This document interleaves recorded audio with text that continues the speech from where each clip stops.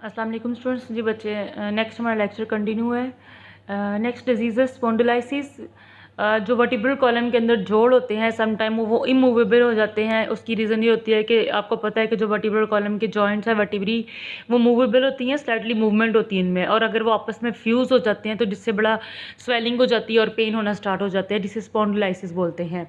Next है sciatica. Sciatica क्या है? Sciatica is a stabbing pen radiating over the sciatic nerve. Sciatic nerve क्या होती है बच्चे? ये वो नर्व है जो कि जिस पॉइंट पर, जैसे फ़र्ज़ करें ये जैसे ह्यूमन बीन है, उसका एक पॉइंट है जहाँ पे दोनों टांगे जो हैं वो मतलब नीचे को निकलती हैं। जैसे ये टांगे हैं इसकी इंसान की, ठीक है। तो यहाँ पे वर्टिब्रल कॉलम के अंदर स्पाइनल कॉर्ड होता है, यहाँ से नर्व निकलती जो दोनों टांगों के अंदर ऐसे शाखों में तकसीम हो जाती है। तो इन नर्व्स को शियाटिक नर्व कहती हैं, जो कि लोअर बैक इन हिप्स वाले हिस्से से निकल के दोनों टांगों में तकसीम हो जाती है। बाज़ औक़ात डिस्क स्लिप होने से जो फ्लूइड लीक होता है वो नर्व को टच कर लेता है, या इम्प्रॉपर इंजेक्शन लगने की वजह से वो नर्व को या उसकी जो रूट होती है उसको इंजर्ड कर देता है, जिसके नतीजे में जो नर्व है वो डैमेज ज़रा हो जाती है और लेग्स के अंदर पेन स्टार्ट हो जाता है। कि इनफैक्ट लेग्स के अंदर वो जो नर्व होती है उसमें पेन स्टार्ट होता है, जो कि लेग्स में फील होता है, और ये बहुत शदीद किस्म का दर्द होता है। इतना शदीद होता है कि टांगे और जो घुटने, जो टखने वगैरह, ये मूवमेंट के बिल्कुल काबिल नहीं रहते हैं, लॉस हो जाती है उनमें मूवमेंट होती है।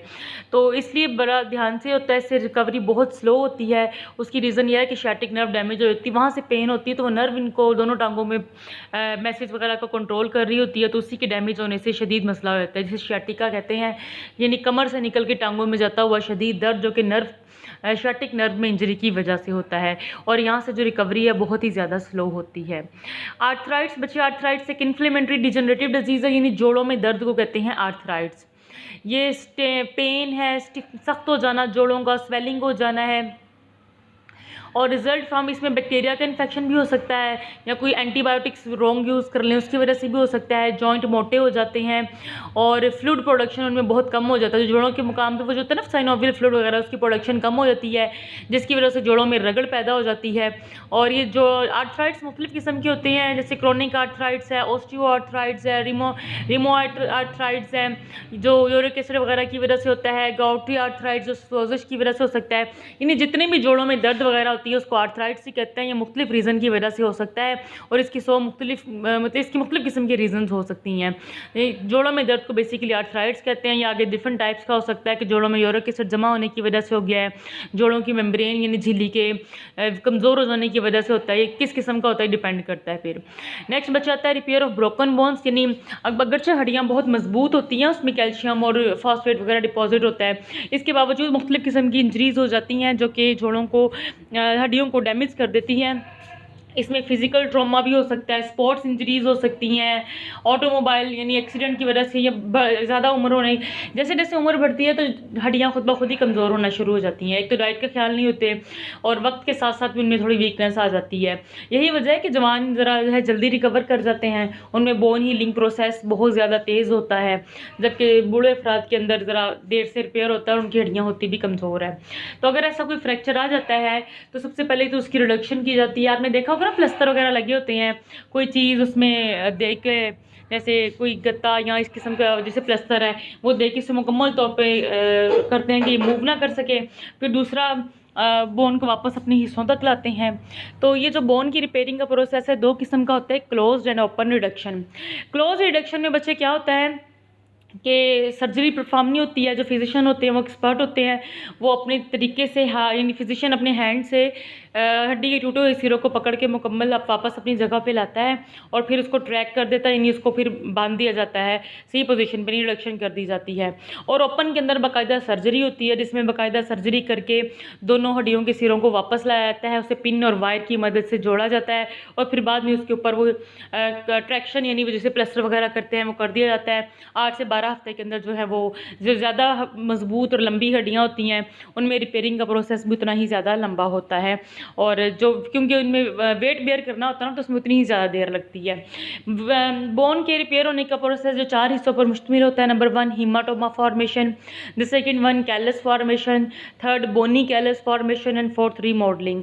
सबसे पहले जब कोई बोन टूट जाती है तो ब्लड वेसल्स डेफिनेटली वहाँ फट जाती हैं, जिसके नतीजे में बोन के अंदर ब्लड की सप्लाई रुक जाती है। नतीजा क्या होता है कि ब्लड के वो कैपिलरीज वाले मकाम से जहाँ से फट गई होती हैं वहाँ से ब्लड बहता है, तो वहाँ पर खून के लोथड़े वगैरह इकट्ठे हो जाते हैं और वहाँ खून की सप्लाई नहीं मिल रही होती, खून की नहीं मिलती, मतलब ऑक्सीजन और जो बाकी खुराक है वो भी नहीं मिल रही होती है, जिसकी वजह से ज़ख्म वाला पॉइंट जो है वहाँ पर एक लोथड़ा सा बन जाता है, जो स्वॉलन बहुत ज़्यादा सूजा हुआ होता है और पेनफुल होता है। उस को बनने को, खून के लोथड़े से को बनने को हीमाटोमा फॉर्मेशन कहते हैं। आहिस्ता आहिस्ता जब वो उसको जोड़ दिया जाता है, यानी सर्जरी वगैरह की जाती है, तो 3 से 4 हफ्तों के अंदर सॉफ्ट कैलस बनना शुरू हो जाता है। वो जो कैपिलरीज फट गई होती हैं, टूट गई होती हैं, वो दोबारा से बनना शुरू होती हैं, उसको दोबारा ऑक्सीजन और खुराक की बोन के सेल्स को सप्लाई शुरू होती है।